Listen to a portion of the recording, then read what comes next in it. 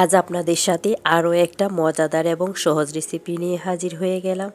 ছোটো থেকে বড় সবাই কিন্তু অনেক বেশি মজা করে খাবে। তো আজ আপনাদের সাথে শেয়ার করব চিকেন চিজ ফিঙ্গার। আশা করি ভিডিওটা ভালো লাগবে এবং এভাবে বাসায় ট্রাই করবেন। আসসালামু আলাইকুম এভরিওয়ান, কেমন আছেন সবাই? আশা করি সবাই ভালো আছেন।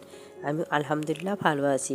তো চিকেন চিজ ফিঙ্গার বানানোর জন্য এখানে আমি 500 গ্রাম চিকেন কিমা নিয়ে নিয়েছি। এখন এর সাথে অ্যাড করে দিচ্ছি লবণ, দিয়ে দিচ্ছি গোলমরিচের গুঁড়া হাফ চা চামচ, দিয়ে দিচ্ছি 1 টেবিল চামচ আদা পেস্ট, দিয়ে দিচ্ছি ঝালের জন্য 1.5 টেবিল চামচ শুকনো মরিচের গুঁড়া, আর দিয়ে দিচ্ছি এখানে 2 চা চামচ কর্নফ্লাওয়ার।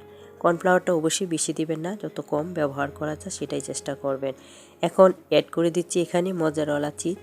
চিজটা একটু দলা পেকে আছে, যেহেতু এটা আমি ডিপ থেকে বের করেছি তাই এরকম মনে হচ্ছে।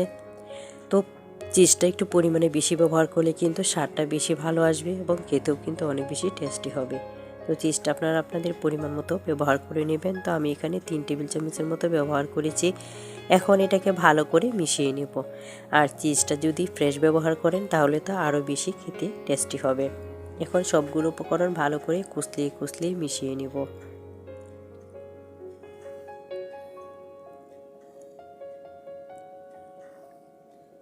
তো আমার এটা কিন্তু মাখানো হয়ে গেছে।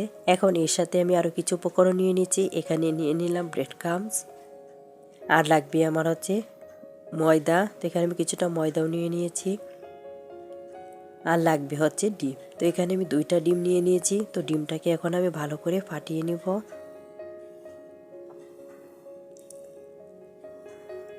তো ডিমটা কিন্তু আমার ফেটানো হয়ে গেছে।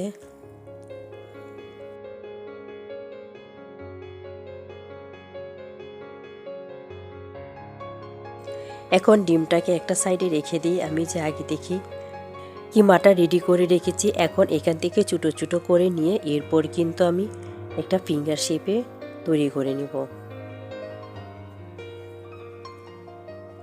তো এই ফিঙ্গার শেপটা কিন্তু আপনারা চাইলে একটু মোটা বা একটু চিকন করেও করে নিতে পারেন। আপনাদের সুবিধা মতো সাইজ দিয়েও কিন্তু এটা বানিয়ে নিতে পারেন। একটু ছোটো বা একটু বড় বা একটু মোটা বা একটু লম্বা, যে যেভাবেই পছন্দ করেন সেভাবেই কিন্তু করে নিতে পারেন। তা আমি একটা চপিং বোর্ডের উপর নিয়ে এরপর কিন্তু একটা শেপ দিয়ে দিয়েছি। তো খুব সহজে কিন্তু শেপটা হয়ে যায়। চাইলে কিন্তু এটা হাতে নিয়েও করে নিতে পারেন।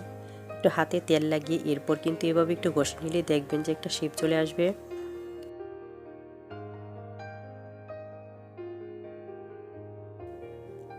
এ পর্যায়ে কিন্তু আমার একটা হয়ে গেছে, তো আরেকটা দেখিয়ে দিচ্ছি। খুব সহজেই কিন্তু বানিয়ে নিতে পারবেন। তো আরেকটা হয়ে গেল। এখন যে আগে থেকে ময়দাটা নিয়ে নিয়েছিলাম সেই ময়দাতে একটু কোটিং করে নিচ্ছি। তো প্রথমে কিন্তু ময়দাতে এভাবে একটু জড়িয়ে নিয়ে এরপর কিন্তু আপনার এটা ডিমে ছেড়ে দিতে হবে।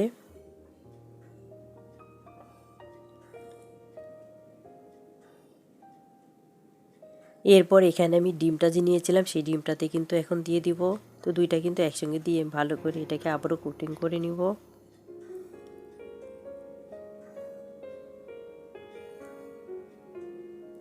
এ পর্যায়ে একটু ভালো করে কোটিং করে নেবেন, যাতে করে ময়দাটা না দেখা যায় বা ময়দাটা ভালোভাবেই ডুবে যায়।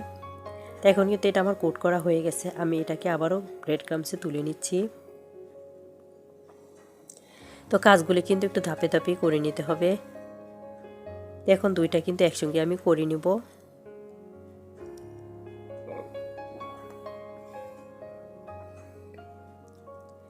এতে কিন্তু ভীষণ টেস্টি হয়। যারা এখনও ট্রাই করেন আশা করি ভিডিও দেখে ট্রাই করবেন। চাইলে এভাবে কিন্তু আগেই বানিয়ে রেখে দিতে পারেন ফ্রোজেন করে। এরপর কিন্তু ইফতার যখন সময় হবে তখন কিন্তু বেজে নিতে পারেন, তাহলে কিন্তু আরও বেশি সহজ হয়ে যাবে।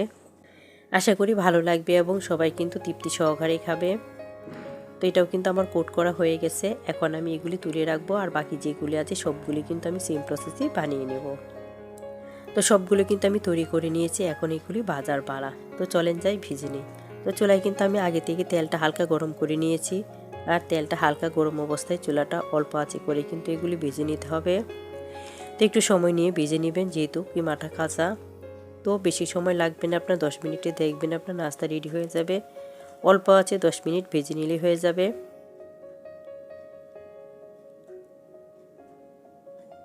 তো একটা সাইড যখন শক্ত হয়ে গেছে তখন আমি কিন্তু এটা উল্টিয়ে দিচ্ছি। আর এভাবে উল্টিয়ে পাল্টে একটু সময় নিয়ে কিন্তু আমি এটাকে ভেজে নিয়েছি। তো দেখেনি পর্যায়ে কিন্তু সুন্দর একটা কালার চলে আসছে।